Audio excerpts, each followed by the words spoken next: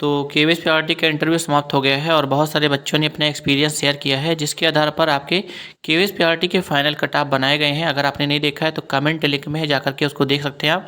फिलहाल स्टूडेंट बात करने वाले हैं आपके नंबर्स को लेकर के। बहुत सारे बच्चों के हिसाब से जो पैनल थी बहुत ज़्यादा अच्छी थी, लेकिन कुछ बच्चों के हिसाब से जो पैनल थी बहुत ज़्यादा कॉर्पोरेटिव नहीं थी। हालांकि कहने के लिए ये बात है कि जो आपके नंबर्स होते हैं डेमो एंड बोर्ड टीचिंग से मिलते हैं, लेकिन ये बात कहना गलत है, क्योंकि बच्चे लगभग 1 साल से तैयारी कर रहे थे कि उनका एंट्री से लेकर के एग्जिट तक सब कुछ बहुत ज़्यादा परफेक्ट हो।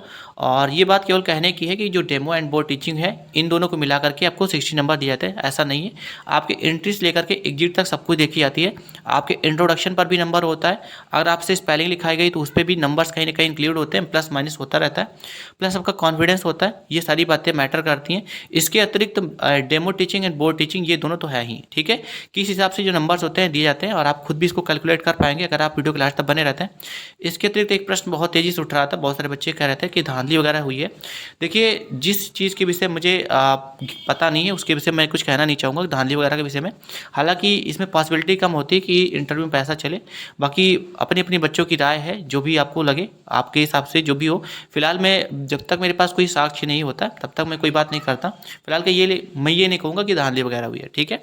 अब बात करते हैं इंटरव्यू में कैसे नंबर डिसाइड होते हैं, इसके ऊपर आते हैं, जो कि बच्चे काफ़ी ज़्यादा कमेंट करके पूछ रहे थे। प्लीज़ जाकर के कट ऑफ देख सकते हैं, फाइनल कट ऑफ जाकर के देख लीजिए। आपके जो भी मिनिमम नंबर होंगे, मिनिमम कट ऑफ उतना होना चाहिए जिससे कि आपके सिलेक्शन हो सकते हैं। देखिए, राय के हिसाब से अगर हम बात करें तो कुछ बच्चों के हिसाब से जो उनका इंटरव्यू गया बहुत ज़्यादा अच्छा गया, और कुछ बच्चों के हिसाब से उनका इंटरव्यू बैड गया है, यानी ख़राब गया है। क्योंकि उनके हिसाब से उनका कहना ये था कि इंटरव्यू बहुत ज़्यादा समय नहीं लिया गया, और जो पैनलिस्ट थे वो सो गए थे, और भी बहुत तरीके की बातें निकल कर आ रही थी। आप भी अपनी राय कमेंट में दे सकते हैं। फिलहाल हम पहले बात कर लेते हैं नंबर ब्रेक कैसा था। नंबर ब्रेक का नहीं, जो बच्चे कह रहे थे कि स्पेलिंग लिखाई गई, स्पेलिंग पे प्लस माइनस या नंबर मिलते हैं या नहीं मिलते, बिल्कुल मिलता है भाई। आपके वही तो वहाँ पे देखा जा रहा है ना, यही सब चीज़ें तो देखी जा रही है ना। मान लीजिए स्पेलिंग आपसे 4 स्पेलिंग लिखाई गई, आपने 4 में से 3 स्पेलिंग सही कर दी, अगर एक स्पेलिंग गलत कर दी तो हो सकता है कि वो उस पर नज़रअंदाज कर दे, क्योंकि जाहिर सी बात है अगर आपसे स्पेलिंग पूछी जा रही है तो बहुत ईजी स्पेलिंग नहीं पूछी गई होगी, कन्फ्यूजिंग स्पेलिंग होगी, कोई साइलेंट वर्ड का होगा, चाहे हिंदी हो या इंग्लिश हो, ठीक है। एक गलत है तो कोई परेशानी का अवस्था नहीं है, बहुत ज़्यादा परेशान नहीं होना है। लेकिन अगर आप ये मान के चले कि आप इसका जस्ट अपोजिट हो जाए, आपने 4 स्पेलिंग आपको दी गई और 4 में से आपने लगभग 2 सही किए 2 गलत किए, तब यहाँ पे माइनस पॉइंट बनता है। आप खुद भी समझ रहे होंगे कि आप एक सेंट्रल गवर्नमेंट के एम्प्लॉय बनने वाले हैं और एक प्राइमरी टीचर बनने वाले हैं। अगर आप खुद ही 4 में से 2 स्पेलिंग गलत करके आते हैं, तब कहीं ना कहीं उस पर संदेह बनेगा और कहीं ना कहीं वहाँ पर आपके नंबर माइनस होंगे, ठीक है। ये सीधी बात है। सेकेंड आता है कॉन्फिडेंस। देखिए, कॉन्फिडेंस 2 तरीके से, कॉन्फिडेंस उस लेवल में नहीं कि बस आप कि बस बोलते जा रहे हैं, आपको डर नहीं लग रहा है वहाँ बोलते समय, ऐसा देखिए ये कॉन्फिडेंस नहीं होता है, ठीक है।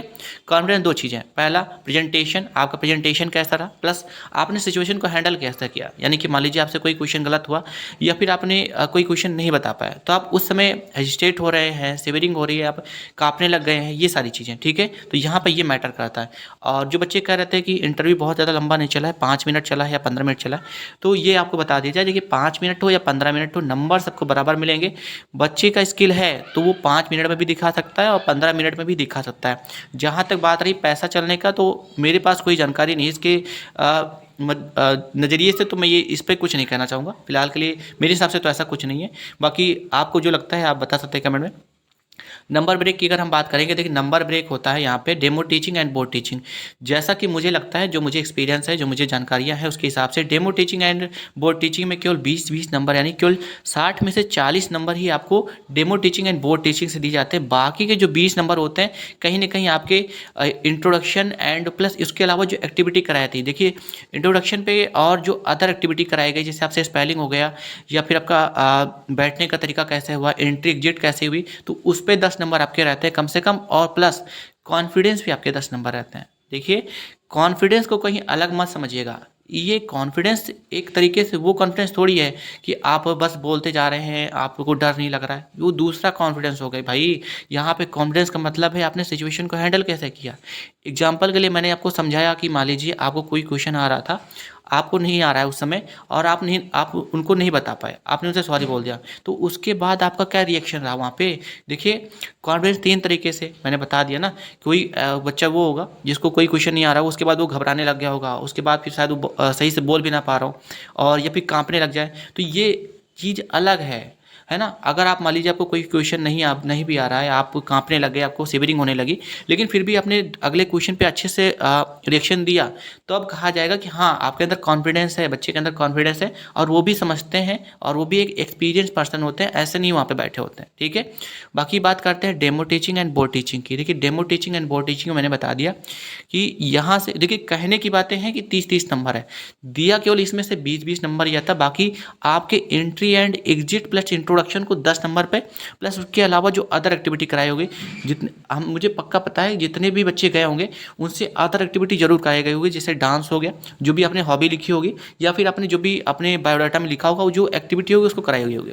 देखिए अगर डेमो टीचिंग आपकी बहुत ज़्यादा अच्छी रही और आपको अंदर से फील आया होगा, ये बात तो आपको ही पता होगी कि आपका डेमो टीचिंग कैसा गया है, और अगर आपको अंदर से फील आ रहा है तो ये आप मान के चल सकते हैं कि 20 में से कम आपके 18 नंबर हो सकते हैं। और बोर्ड टीचिंग में देखिए बोर्ड टीचिंग थोड़ा बहुत ज़्यादा मायने रखता है कि बोर्ड टीचिंग ही मेन है यहाँ पर, और बोर्ड टीचिंग में बहुत कम बच्चे होते हैं जिनका स्कोर 18 या 19 जाता है, बहुत कम ही। ठीक है, रीज़न क्या होता है, देखिए बोर्ड टीचिंग में 2 चीज़ों पर ध्यान दिया जाता है। पहला कि जब आप बोर्ड टीचिंग के लिए आपसे कहा जाता है, कोई मान लीजिए कोई टॉपिक आपसे कह दिया गया कि मैथ का या फिर आप हिंदी का या इंग्लिश का कोई टॉपिक आप जाकर के बोर्ड पर पढ़ाइए, उस समय आपको देखना क्या है कि आप किस तरीके से बच्चे पर भी कंसंट्रेट कर रहे हैं, प्लस आपकी नज़र कैसे बच्चों पर बनी हुई है, प्लस ब्लैक बोर्ड दोनों पे कैसे नज़र बनी हुई है, आप किस तरीके से हैंडल कर रहे हैं, है ना।